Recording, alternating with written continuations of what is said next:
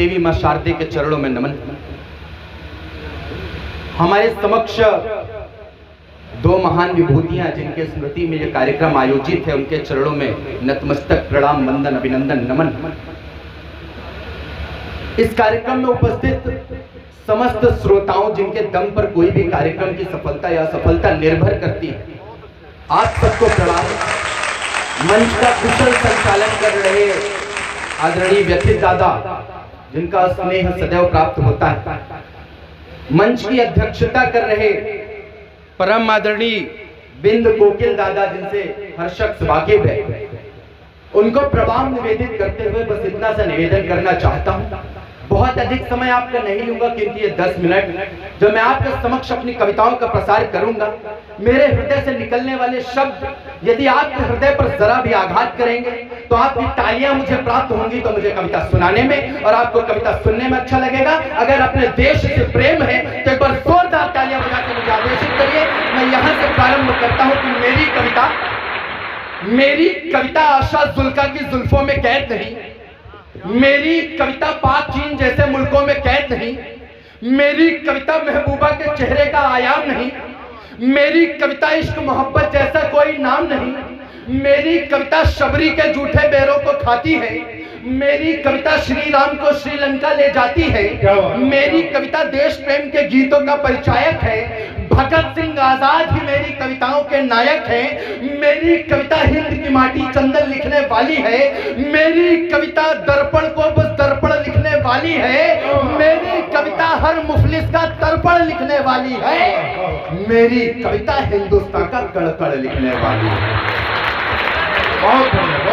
ये स्नेह मिलेगा तो यकीन मानिए मैं वो बात कर कर जाऊंगा जो आपके हृदय पर कहीं ना कहीं आघात करेगा। यहां से बात प्रारंभ करता हूं। मैं मध्य प्रदेश की सरजमी पर खड़ा, वो भी ठाकुर साहब भी कह रहे थे, प्यारा छोटा भाई अभिषेक जिसने यहाँ पर आमंत्रित किया, उसने भी बात की प्रभु श्री राम की। मैं किसी भी राजनीतिक पार्टी का समर्थन नहीं करता साहब। अगर कवि हूँ, कविता लिखता हूँ तो केवल और केवल कविता का समर्थन करता हूँ, किसी पार्टी का नहीं। तब यहाँ पर खड़े होकर पूरी जिम्मेदारी के साथ एक बात कहना चाहता हूँ, और अगर वो बात आपके हृदय पर पहुंचे तो पता चले। माँ सीता की अग्नि परीक्षा हुई साहब, माँ सीता की अग्नि परीक्षा, और कवि कुल का छोटा सा कवि दादा अगर कविता के नाम पर कुछ लिख जाओ तो आपका आशीष मिले। रावण गया कुंभकर्ण के पास, कुंभकर्ण से कहा कि हमने सीता तो हर ली। कुंभकर्ण बोला, हर ली तुमने सीता, अधिकार किया तुमने उन पर, क्या तुमने उन पर अधिकार किया? रावण बोला, लखती नहीं और हमारी, वो मेरी ओर देखती ही नहीं है। क्या है हमारे प्रभु का चरित्र मैं बताता हूं। रावण बोला, वो मेरी ओर देखती तक नहीं है। कुंभकर्ण बोला, यदि ऐसा है, जब तुमने महात्मा का रूप रख के मां सीता का हरण कर लिया तो प्रभु राम का रूप रखकर उनको अपना क्यों नहीं लेते, उनको प्राप्त क्यों नहीं कर लेते? रावण बोला, लखती नहीं और हमारी। और जब राघव रूप लगा धरने, जब क्या है चरित्र, जब रावण बोला, जब राघव रूप लगा धरने तब मातु समान सभी लगी सब नारी। जब राम का रूप लेने लगा तो सारी स्त्रियां उसको माता लगने लगी। तब एक छंद निवेदित करता हूं, दुनिया के प्रश्नों का हल तो नहीं थे, पर मां सीता की अग्नि परीक्षा, दुनिया के प्रश्नों का हल तो नहीं थे, पर दुनिया के अधरों पे ताले पड़ आए थे। लखन जी देख देख रो रहे थे फूट फूट, इसका इको खत्म कर दो। लखन जी देख देख रो रहे थे फूट फूट। दादा, दुनिया के प्रश्नों का हल तो नहीं थे, पर दुनिया के अधरों पे ताले पड़ आए थे। लखन जी देख देख रो रहे थे फूट फूट, इतना कि नयनों में जाले पड़ आए थे तो पृथ्वी भी रो रही थी, अग्नि भी रो रही थी, चरणों में मानो जैसे भाले पड़ आए थे। और सीता जी तो अग्नि में जली नहीं थी, परंतु राम जी के हृदय में छाले पड़ रहे थे। सीता जी तो अग्नि में जली नहीं थी, परंतु राम जी के हृदय में छाले पड़ रहे थे। क्या है हमारे राघव, हिंदुओं की अस्मिता को तार तार कर रहे हैं। कौन है हमारे प्रभु? बात पहुंचे तो मध्य प्रदेश की सरजमी जो प्रभु राम के सबसे करीब है, वो उसका आशीष मिलेगी। हिंदुओं की अस्मिता को तार तार कर रहे हैं, इनसे बताओ कुछ धाम से बड़ा नहीं। कद जो बढ़ा रहे हैं अपना जमाने में वो, उनसे बताओ कुछ नाम से बड़ा नहीं। और बिन कुरान पढ़े बोलते हैं बार बार, कुछ भी जहां में इस्लाम से बड़ा नहीं। उनसे कहो कि सब बौना ही है दुनिया में, इस दुनिया में कुछ राम से बड़ा नहीं। उनसे कहो कहो कहो। और ये बात कहने की जरूरत क्यों पड़ती है? कहीं पर कवि गौरव चौहान कहते हैं ये घर दोनों का है लेकिन तुम्हें रहने में दिक्कत है। क्यों ये छंद लिखने की जरूरत पड़ती है अभिजीत मिश्रा को? ये घर दोनों का है लेकिन तुम्हें रहने में दिक्कत है। अमन की इस नदी में एक संग बहने में दिक्कत है। मैं हिंदू हूं मगर दरगाह पे चादर चढ़ाता हूं, तुम्हें दो शब्द वंदे मातरम कहने में दिक्कत है। तब ये छंद पढ़ने की जरूरत पड़ती है। तब मैं पढ़ता हूं साहब और देखना चाहता हूं कि आप किस तरीके से सुनते हैं। मैंने आज तक पाकिस्तान, चीन, जापान देशों पर कोई रचना नहीं लिखी। यकीन मानिए पाकिस्तान को लिखने की चीज तो है ही नहीं, बिल्कुल नहीं। हमारे व्यथित दादा बैठे हुए, इन्होंने कुत्ता पाल रखा है, उसका नाम रखा है पाकिस्तान। जब इनका मूड खराब होता है उसको 2 लाख मार देते हैं, ये इससे निपटाते हैं। एक बार तालियां बजाइए इनके लिए। हाँ, तब पढ़ता हूं साहब क्या है वो देश। अंबर भाई बैठे, उन्होंने कहा कुछ तो लिखो। मैंने एक छंद लिखा। अगर वो छंद पहुंचा दादा तो मन मिले। भव्यता और दिव्यता के साथ साथ चलते हैं, पर यह देशी पदचाप भूल जाते हैं। इंच इंच भूमि नाप नाप कर लड़ते हैं, इतना तो भारतीय माप भूल जाते हैं। हमने किया है जो जो अगली पंक्ति पर आगे से लेके पीछे तक एक एक व्यक्ति का हाथ खुलेगा, मेरा दावा है। हमने किया है जो जो आपके लिए ओ पाक, हमें तो है याद पर आप भूल जाते हैं। और दौर के बदलते ही हिंद के नापाक बेटे थोड़ा सा बड़े हुए तो बाप भूल जाते हैं।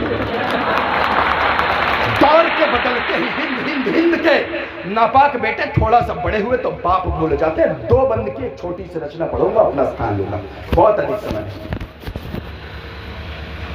शहादत की बात करने वाला कवि उस सैनिक की विरह जरूर पढ़कर जाएगा जो सीमा पर खड़ा होकर -50 और 70 डिग्री सेल्सियस पर हमारी रक्षा के लिए वहां पर खड़ा होता है।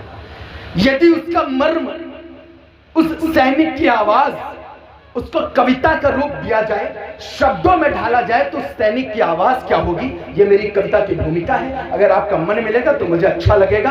कभी एक कवि ने कहा कि तुमने 10-10 लाख दिए। मुझे भूमिका में 4 पंक्तियां याद आती है किसी कवि की, कि तुमने 10-10 लाख दिए हैं वीरों की विधवाओं को, यानी कीमत लौटा दी है वीर प्रसूता माओ को। तो लो मैं 20 लाख देता हूं तुम किस्मत के हेठों को। अरे हिम्मत है तो मंत्री भेजे लड़ने अपने बेटों को। तक पढ़ता हूं साहब। अगर एक सैनिक प्रश्न करेगा तो क्या कहेगा? जो हमेशा देश के लिए जान देने के लिए न्यौछावर रहता है, वो आज कह रहा है मैं जान नहीं दे सकता। क्यों नहीं दे सकता? मेरी कविता सुनना साहब। दुख सैनिक की आवाज है, मेरी नहीं, मैंने शब्द दिया। दादा सुनना, दादा सुनना। दुख होता है जब रोज शहादत शर्मिंदा हो जाती है। दुख होता है जब रोज शहादत शर्मिंदा हो जाती है। हम मरते हैं तो देश प्रेम भक्ति जिंदा हो जाती है। हम मरते हैं तो देश प्रेम भक्ति जिंदा हो जाती है। चैनल पर शोक व करुणा के कुछ गीत बजाए जाते हैं। चैनल पर शोक व करुणा के कुछ गीत बजाए जाते हैं। फिर अमर रहे नारों वाले कुछ ढोंग रचाए जाते हैं। सहमा सहमा परिवार मेरा सैनिक की आवाज। अगली पंक्ति पर आपकी तालियां मिले। अगली पंक्ति पर सैनिक कहता है, फिर अमर रहे नारों वाले कुछ ढोंग रचाए जाते हैं। सहमा सहमा परिवार मेरा। अगली पंक्ति बताना, सहमा सहमा परिवार मेरा, मुझको जीवन भर डरना है। सहमा सहमा परिवार मेरा, मुझको जीवन भर डरना है। ऐसा अमरत्व न दो मुझको, मरने का मतलब मरना है। ऐसा ऐसा अमरत्व न दो मुझको, मरने का मतलब मरना है। मैं राजनीति की बेदी पर, मैं राजनीति की बेदी पर, अगली पंक्ति मर्म पहुंचा तो उठाना, मैं राजनीति की बेदी पर बलिदान नहीं दे सकता हूं। भारती क्षमा करना मुझको, मैं जान नहीं दे सकता।